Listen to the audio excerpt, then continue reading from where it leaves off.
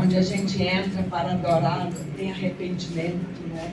Tem confissão, tem o amor de Deus derramado, tem comunhão, tem louvor. E agora nós vamos ouvir a palavra do Senhor de uma maneira mais demorada e ampla pela vida do nosso jovem. Aleluia, Deus abençoe. Graças a Deus. Como tinha no passado, tantos jovens que serviram ao Senhor e não se dobraram a Baal e foram bons filhos e responsáveis pelaquilo que fazia por Jerusalém, por Judá, pelo povo judeu.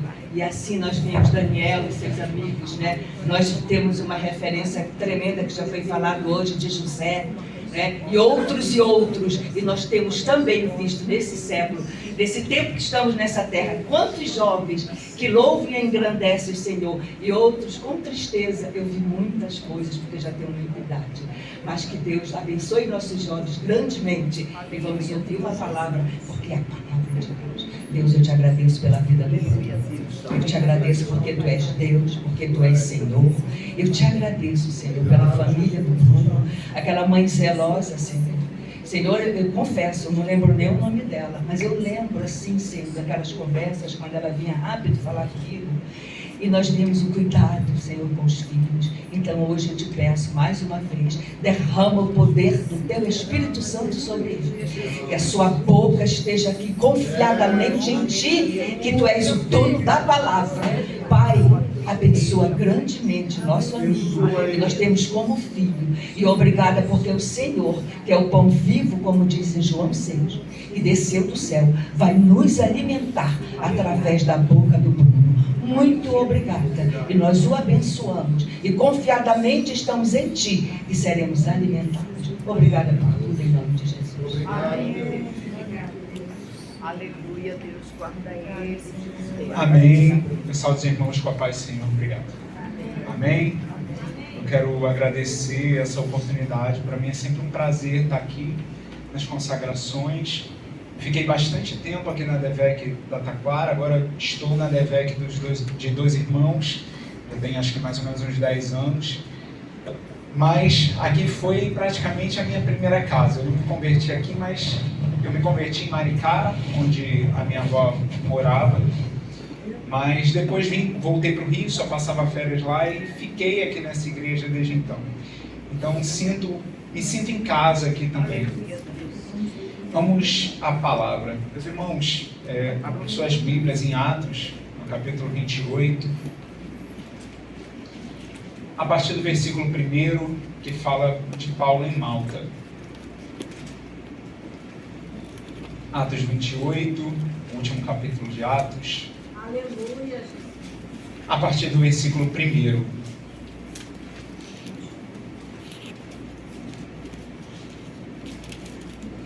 Amém? Amém. Então vamos à palavra. E havendo escapado, então souberam que a ilha se chamava Malta. E os bárbaros usaram conosco de não pouca humanidade, porque acendendo uma grande fogueira, nos recolheram a todos por causa da chuva que caía e por causa do frio. E havendo Paulo ajuntado uma quantidade de vides, ou seja, de gravetos, e pondo-as no fogo, uma víbora, fugindo do calor, lhe acometeu a mão. E os bárbaros, vendo-lhe a bicha pendurada na mão, diziam uns aos outros: certamente este homem é homicida, visto como, escapando do mar, a justiça não o deixa viver. Mas sacudindo ele a bicha no fogo, não padeceu nenhum mal. E eles esperavam que viesse a inchar ou a cair morto de repente.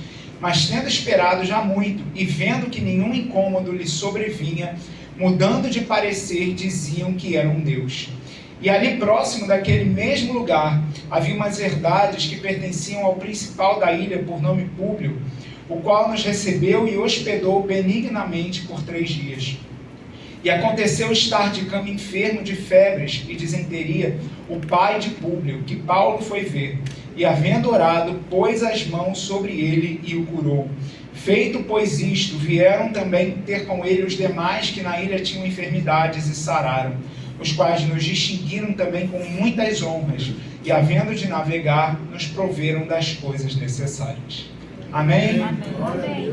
Meus irmãos, essa passagem está num contexto no final do livro de Atos, e no término do livro, a partir dos capítulos 22, 23, a Bíblia mostra a situação que aconteceu quando Paulo foi preso em Jerusalém. E no capítulo 23, Deus faz uma promessa a Paulo quando ele já está preso. E Deus fala para ele que ele haveria de ir a Roma testemunhar do Evangelho. E quando Deus faz a promessa, Paulo está preso. E eu acho tão interessante, né? Falamos já nessa manhã de promessas, falamos de José. E a partir do momento que Deus dá aquele sonho a José, que ele seria o governador, na sua casa, o primeiro ato que sucede é ele ser vendido pelos irmãos.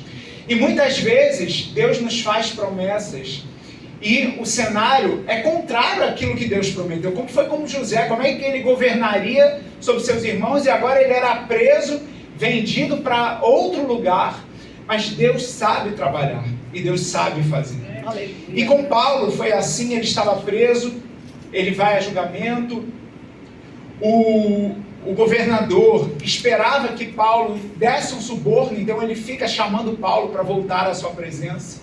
Mas Paulo, pela fidelidade, ficou preso 2 anos, porque não aceitou dar suborno. Aleluia. Porque crente não dá suborno. Aleluia. Ele preferiu ficar preso, mas foi fiel a Deus. Aleluia. E a Bíblia fala que ele apela para César em determinado momento. E aí começa a sua trilha até Roma. No capítulo 27, a Bíblia mostra que ele sofre um naufrágio. E até que eles vão nadando na praia e chegam à ilha de Malta, que é o contexto dessa passagem que nós acabamos de ver. Vemos que nem sempre a trilha da promessa é uma trilha fácil. Mas o importante não é a trilha, é a presença daquele que está conosco na trilha. É como Moisés falou no deserto: se a tua presença não for conosco, não nos faça sair daqui. Isso é convicção de servo de Deus. Preferindo ficar no deserto do que ir para a terra prometida sem a presença de Deus. Porque é a presença dele que não pode faltar na nossa vida em nenhum momento. E nesse caminho, até que nós cheguemos àquilo que Deus falou, até que nós alcancemos o ministério que Deus tem para nós, o inimigo também se levanta. Então nós vamos viver ataques, mas nós, como servos de Deus, recebemos uma armadura e recebemos instrumentos para que nós possamos repreender o inimigo e para que nós possamos continuar na nossa caminhada. E eu vejo nessa passagem uma analogia muito forte de como o diabo, por vezes, age contrário à nossa vida. E essa passagem foi muito interessante porque Deus me deu essa palavra quando eu tive uma experiência na minha casa, que eu vou contar aqui no momento oportuno. E foi assim que Deus me deu e abriu os olhos para essa palavra desse modo. Irmãos, aqui nós vemos Paulo nessa ilha que ele chega a nado, e a Bíblia diz que havia uma fogueira num dia de chuva e num dia de frio. E a fogueira, o fogo na Bíblia, ele pode representar o juízo, como nós vemos lá na passagem que fala de Sodoma e Gomorra, mas em muitas passagens o fogo simboliza a presença do Espírito Santo. Nós vemos quando Moisés se encontra com Deus no deserto, na sarça, que a Bíblia diz que ardia, mas não se consumia. E ali do meio do fogo Deus fala com Moisés. Nós vemos no próprio povo andando no deserto, de dia era a nuvem e de noite uma coluna de fogo, que Deus usava para aquecer o povo, o símbolo da sua presença acompanhando aquele povo. Antes de Deus liberar e dar os 10 mandamentos a Israel, a Bíblia diz que em Êxodo 19 que o monte ardia em fogo e que Deus falou com os israelitas do meio do fogo. A Bíblia fala também em Levítico, trazendo uma analogia à nossa própria vida também, que o fogo deveria arder continuamente no altar, que ele não poderia se apagar.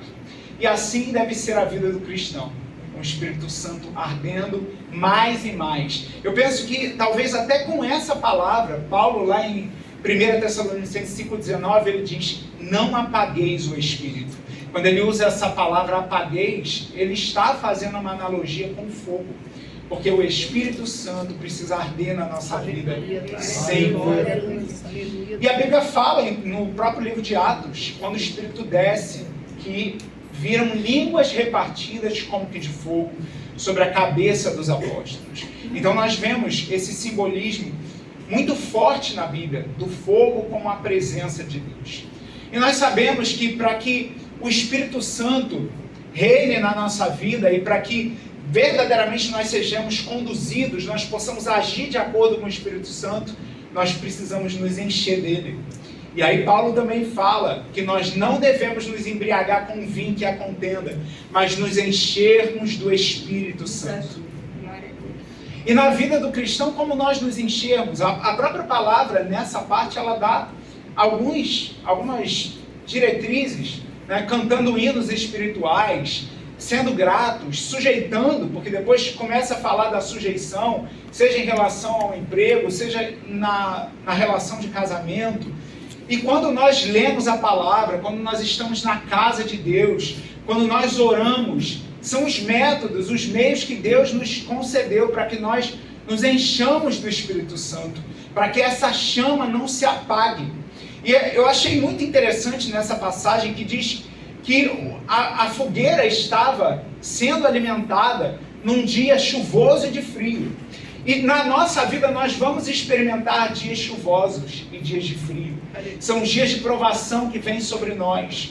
E nesses dias, o que não pode faltar é o fogo da presença. E a Bíblia diz que nesse dia de frio e de chuva, Paulo estava juntando os gravetos para que o fogo não se apagasse.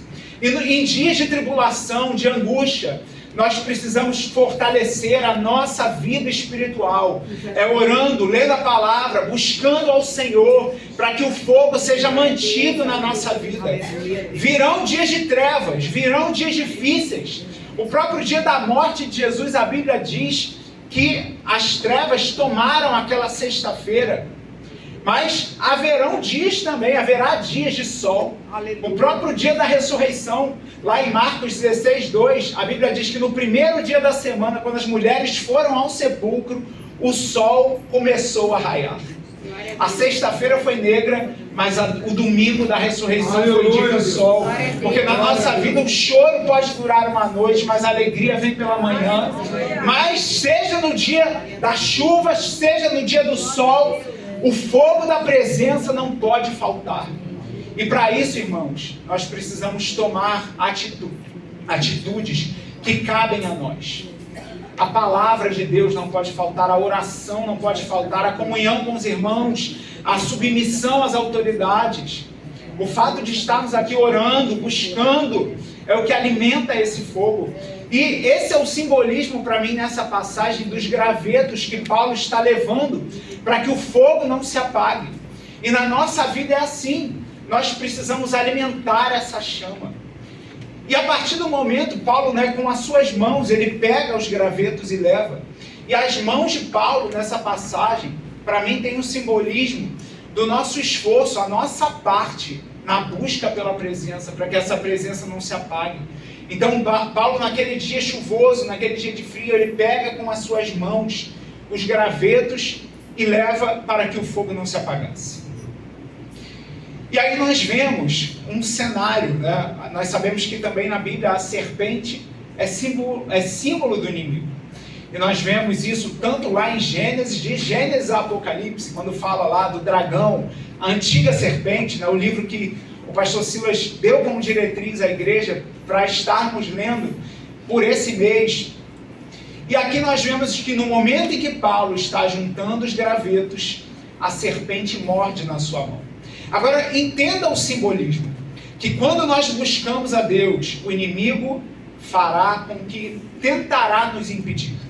A Bíblia diz que ele anda em nosso derredor como leão, buscando a quem possa tragar. Até o nosso Senhor foi tentado pelo diabo no deserto.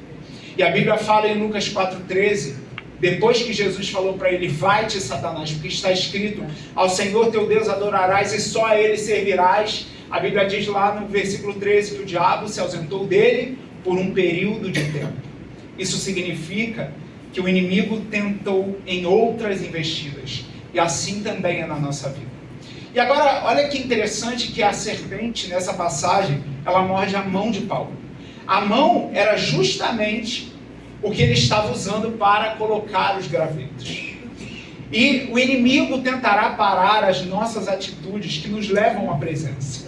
E muitas vezes com questões sorrateiras, porque o diabo é astuto. A Bíblia fala que a serpente, fala lá em Gênesis, era o mais astuto das animárias que o Senhor tinha colocado sobre a terra. E nós vemos o inimigo tentando parar aquilo que movimentaria a vida espiritual, numa questão simbólica aqui, trazendo para a nossa vida. Irmãos, nós vemos às vezes surgem situações para que nós não estejamos com frequência na casa do Senhor. Nós vemos surgindo situações para que nós nos desestabilizemos e não consigamos ler a palavra. Muitas vezes vêm situações e nos desestabilizam, e nós, como servos do Senhor, precisamos ter discernimento espiritual. Porque algo que não pode faltar na vida do cristão é discernimento espiritual. E o discernimento só vem com a busca. É quando nós buscamos a Deus, quando nós nos inclinamos para Ele, nós conseguimos discernir espiritualmente o agir do diabo, que muitas vezes lança setas na nossa vida para nos parar, para parar as mãos que alimentam a chama que não pode ser apagada. E hoje nós estamos aqui na casa de Deus, colocando um graveto nessa chama para que ela não se apague. Mas na nossa vida, na nossa casa, na nossa caminhada, no nosso ministério, nós precisamos de discernimento espiritual. Porque temos vivido um período que muitas alimentam, em si, uma palavra que nós ouvimos muito, que não tem nada a ver. E o inimigo ama essa palavra. Porque com Eva foi assim a tentação. Paulo mesmo fala que ele orava para que os coríntios não fossem tentados e enganados como Eva foi enganada. E quando o diabo chega lá no Jardim do Éden, na forma de serpente, começa perguntando, foi assim que Deus disse? Que vocês não podem comer de nenhuma árvore? E aí Eva fala para ele, não, Deus não falou que não poderia comer de nenhuma árvore, só da árvore que estava no meio do jardim. E aí o inimigo diz que Deus só tinha feito aquilo porque ele sabia que no dia que eles comessem, eles seriam como Deus. Então veja a astúcia e a forma sorrateira que o inimigo chega. Sem discernimento espiritual, haverá queda, até na vida de cristãos, se não vigiarmos. Por isso que a Bíblia diz que nós devemos vigiar e orar. Porque o inimigo é nosso adversário e astuto. E Eva come daquele fruto, desobedeceu a Deus, porque relativizou a sua palavra. Porque Deus tinha dito, não coma. Deus não fez exceção. Deus não colocou uma cláusula no final do contrato dizendo, nessa circunstância pode. E muitas vezes nós relativizamos a palavra e tiramos a força da palavra. Nós devemos receber a palavra como os Tessalonicenses. A Bíblia diz que Paulo elogia aquela igreja porque eles receberam a palavra de Deus, não como palavra de homem, mas como ela é de verdade, como palavra de Deus. E nós vemos a astúcia do inimigo muitas vezes na nossa casa, em coisas tão sutis. E nós estamos muitas vezes tão insensíveis que não percebemos o inimigo agindo.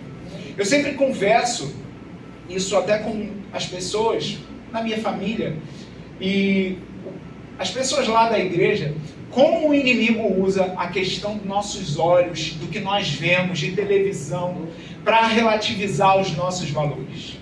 A Bíblia fala, por exemplo, às vezes são coisas tão sutis, mas nós não percebemos.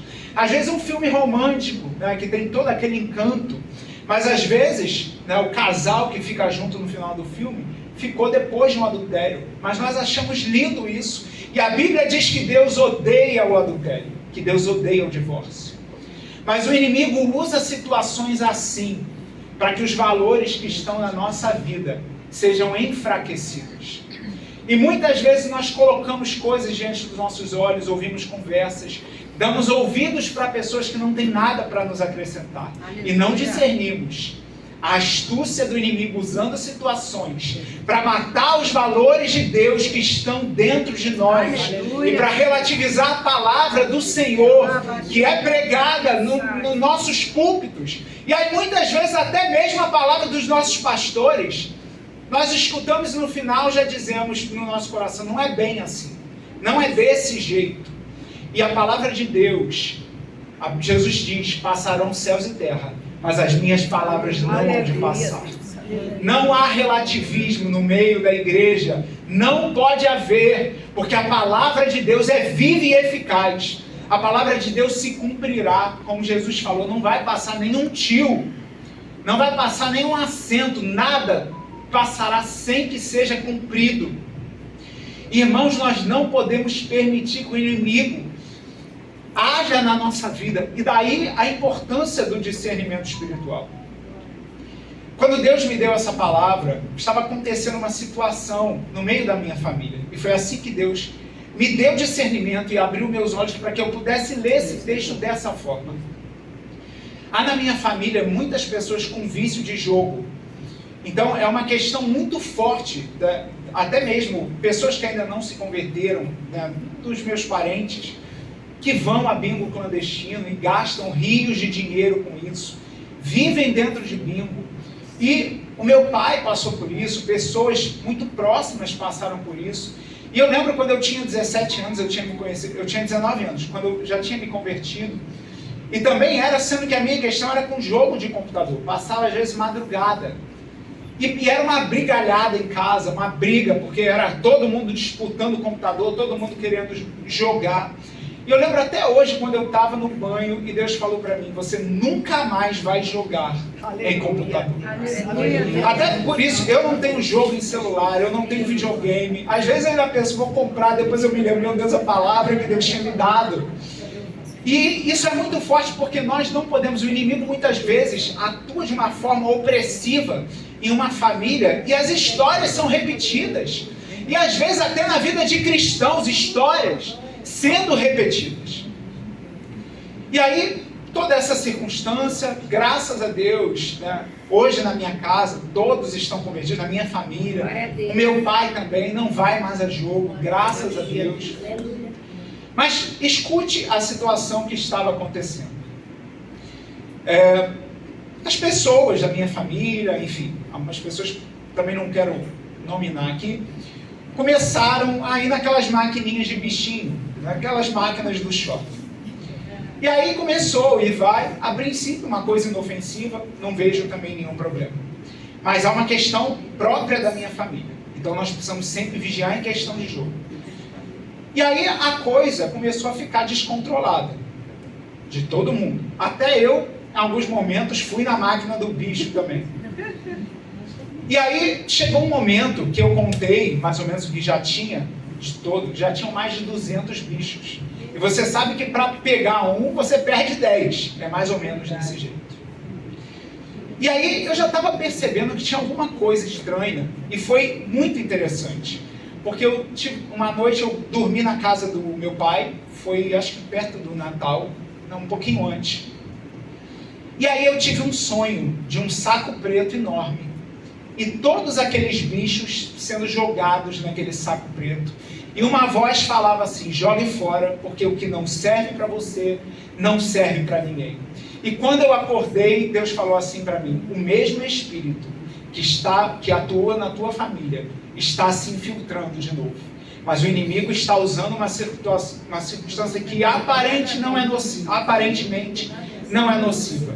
E Deus falou assim comigo, abre os teus olhos e olha onde estão os bichos. Os 200 bichos estavam no quarto da minha sobrinha. E Deus falou comigo, há uma influência espiritual contra a vida daquela criança, porque vocês estão dando brecha. E o inimigo está agindo de forma sorrateira. E ali Deus me deu a palavra, eu falei com todos, jogamos fora. Mas perceba que muitas vezes o inimigo vai usar circunstâncias que aparentemente não tem nenhum problema. Mas com discernimento espiritual, nós vamos rechaçar o agir do inimigo na nossa vida. E assim nessa passagem, eu vejo algo muito interessante. Porque a serpente, ela morde a mão de Paulo. Agora, preste atenção que a mordida da serpente, ela não mata. O que mata é o veneno da serpente. Com os olhos, quando você vê, por exemplo, se uma cobra mordesse a minha mão, ninguém veria o veneno. O veneno está por trás da mordida. Os olhos carnais não enxergam, mas os olhos espirituais do cristão discernem a intenção. Muitas vezes a mordida pode parecer inofensiva, mas há o veneno por trás, que é o agir sorrateiro do diabo contra a minha e a tua vida para nos destruir. Então, quando o inimigo começa, nós precisamos lançá-lo sobre o fogo. O fogo é o símbolo da presença, é o que Paulo faz aqui. Quando a serpente morde, de imediato ele joga para o fogo. Então, o que significaria isso na nossa vida? Muitas vezes o inimigo lança setas, até de nós uns contra os outros, né? Que aquela pessoa não presta. E a gente muitas vezes vai alimentando, comenta com outras pessoas que aquela irmã tal é desse jeito, que aquela irmã tal é de tal jeito, que aquele pastor tal é assim, quando nós precisamos repreender, está repreendido Satanás. Porque se Deus me colocou naquele lugar, eu vou ser bênção naquele lugar.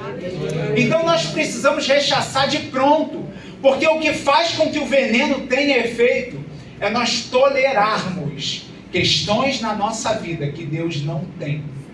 Muitas vezes ficamos em debates tão pífios, situações que não fazem sentido. O crente pode isso ou não pode? O crente pode fazer tatuagem ou não pode? Crente não pergunta o que pode, crente pergunta o que agrada a Deus. Então a pergunta é: agrada a Deus? Se não agrada, para que você vai perder tempo com coisas que não te levam a uma comunhão, que não levam essa chama ser alimentada na tua vida? Então dê lugar ao Espírito Santo. E Paulo age de uma forma, aqui, logicamente, eu estou fazendo uma analogia com essa passagem, mas ele de imediato lança a víbora no fogo.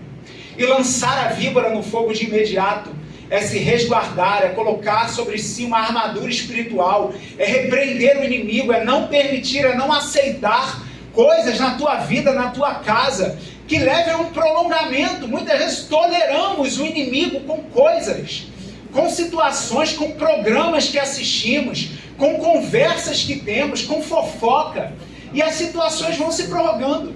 Aí depois estamos desanimados espiritualmente, estamos enfraquecidos, e aí nós, o tempo todo, é sempre dependendo da oração do outro, é sempre pedindo algo. É maravilhoso estar aqui, receber oração, mas é muito bom ter discernimento espiritual. Aleluia. E buscar por si essa presença, e não permitir que o diabo ache brecha na tua vida, para que você possa cumprir o chamado dele. É por isso que muitos se arrastam, muitos desistem, porque não alimentam essa chama e permitem que o diabo seja tolerado com agir na sua vida.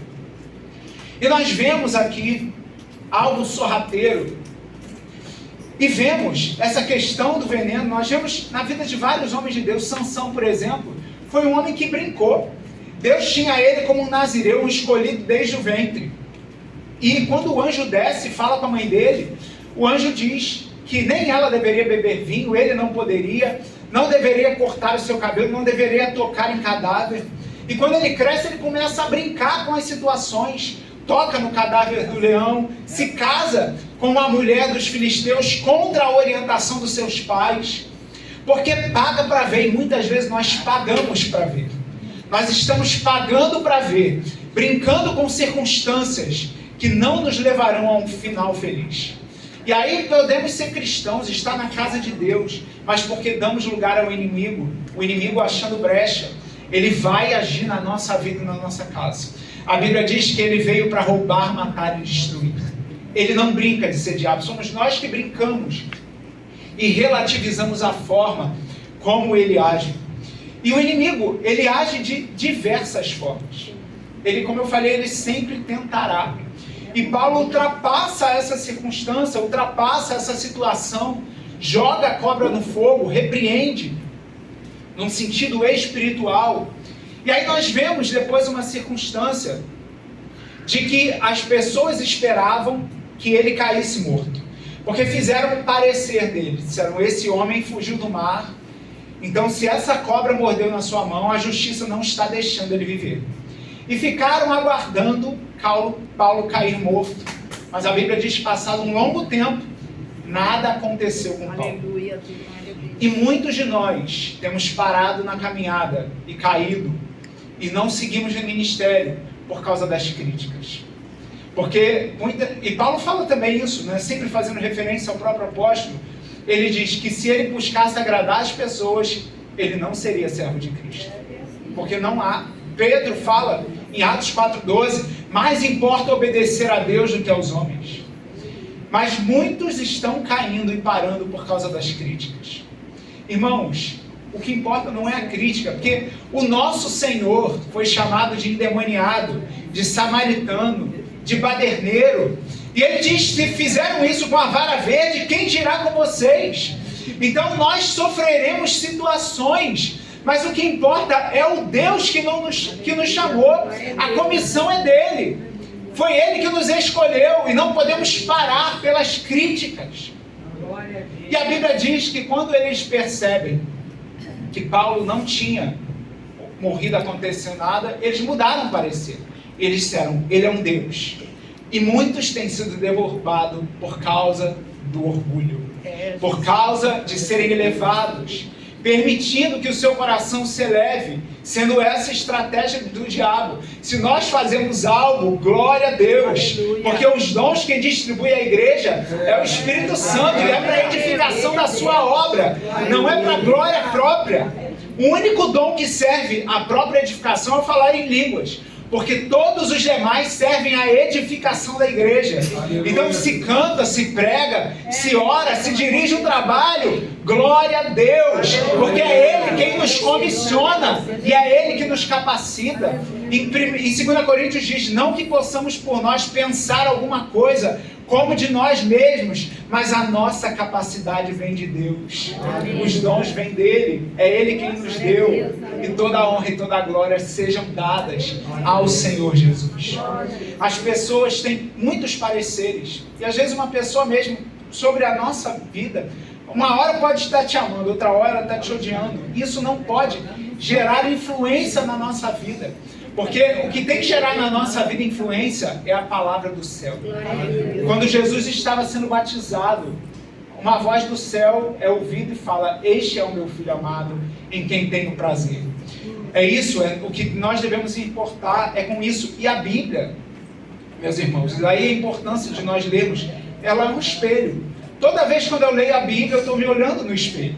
É como a gente fica às vezes olhando no rosto, meu Deus, tem uma ruga aqui, uma aqui. É mais ou menos isso. Quando nós lemos a Bíblia, Deus mostra, ainda tem arrogância no teu coração, tem amor ao dinheiro, tem ainda um sentimento que precisa ser matado. E assim, lendo a palavra, nós estamos nos vendo como um espelho. Isso fala lá em Tiago, no capítulo 1, que nós devemos ser praticantes, não como aqueles que se veem, mas depois esquecem a sua forma, a forma como o seu rosto.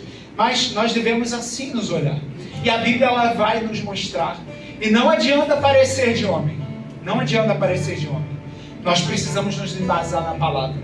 A Bíblia diz que a igreja de Laodiceia dizia de si mesmo, estou abastada, não tenho falta de nada. E Jesus fala para ela, você é pobre, cega, miserável e nua. O parecer de Deus não tinha nada a ver com o parecer dos homens. A igreja de Sardes tinha a fama de que vive. Mas Jesus fala para ela, mas você está morta. Então, a palavra de Deus, ela mostra a nossa condição. E nós devemos nos preocupar com essa palavra. E não com o parecer de pessoas. Claro que Deus usa pessoas também, eu não estou falando nesse sentido. Mas estou dizendo que nós não devemos nos mover por opiniões. Na vida do próprio Jesus, ele pergunta, quem os homens dizem que eu sou? Uns diziam que era João Batista, Elias, Jeremias ou outros dos profetas. Hoje, se você perguntar para um espírito, ele diz que Jesus era um espírito iluminado. Né? Os testemunhos de Jeová dizem que Jesus é o Filho de Deus, mas não é Deus. Os islâmicos dizem que Jesus era só um profeta. Então nós vemos muitos pareceres dos homens, as pessoas variam de opinião. Mas a palavra de Deus ela é a mesma, ela é eterna. A palavra de Deus, como a nossa irmã leu aqui no Salmo 119, ela permanece no céu, ela é eterna, ela não muda. E nós precisamos nos embasar pelo que Deus fala ao nosso respeito. Então nós vemos aqui nessa passagem o fato do queimar na presença, a questão do simbolismo da serpente, nós vemos o fogo como a presença, como aquilo que realmente deve queimar. Nós devemos lançar tudo que não pertence a Deus sobre isso. Devemos buscar agradar a Deus. Irmãos, o inimigo, ele busca nos parar. E isso foi algo que me falou muito profundo comigo nessa passagem também. Olha o que diz o versículo 8. E aconteceu estar de cama enfermo de febres e disenteria o pai de Públio, que Paulo foi ver, e havendo orado, pôs as mãos sobre ele e o curou. Nós vemos na passagem que a serpente morde a mão de Paulo, porque era a mão que envolvia os gravetos. E perceba que ele não se deixa parar por aquela circunstância, e a situação seguinte era que as suas mãos seriam usadas para curar. Aleluia. Entenda que o inimigo sabe e conhece o ministério que Deus tem na nossa vida. Aleluia. Por isso que é parar as nossas mãos, porque a mão que para hoje seria a mão que curaria amanhã. Aleluia. Mas se paramos, não cumpriremos o chamado que Deus tem na nossa vida. Então a mão foi usada para curar o pai de Públio. E depois a Bíblia diz que todos os enfermos da ilha vieram e Paulo impôs as mãos para os curar. Cuidado com aquilo que nós estamos alimentando. Precisamos ter discernimento espiritual. A mão que para hoje é a mão que seria usada para curar no amanhã. Então, se nós queremos cumprir o chamado de Deus, continue ajuntando gravetos, para que o fogo da presença não se apague. O diabo não parou o apóstolo Paulo. E em Atos 28, no versículo 16, nós vemos assim: e logo que chegamos a Roma, e a passagem continua. Porque por não ter sido vencido pela prisão, pelo naufrágio, pelo ataque da serpente, pelas críticas, pelos elogios, o apóstolo foi vitorioso e chegou ao lugar que Deus disse que ele chegaria. Em Atos 23:11, Deus falou para ele: Paulo, importa que você testemunhe de mim em Roma. Em Atos 28:16, a Bíblia diz: e chegando nós em Roma. Porque o apóstolo foi vitorioso, porque não deu lugar ao diabo, porque permaneceu naquilo que Deus tinha, e assim pôde ser usado para que Deus cumprisse a sua carreira. Eu vejo o texto de 2 Timóteo, quando Paulo fala que acabou a carreira, guardou a fé.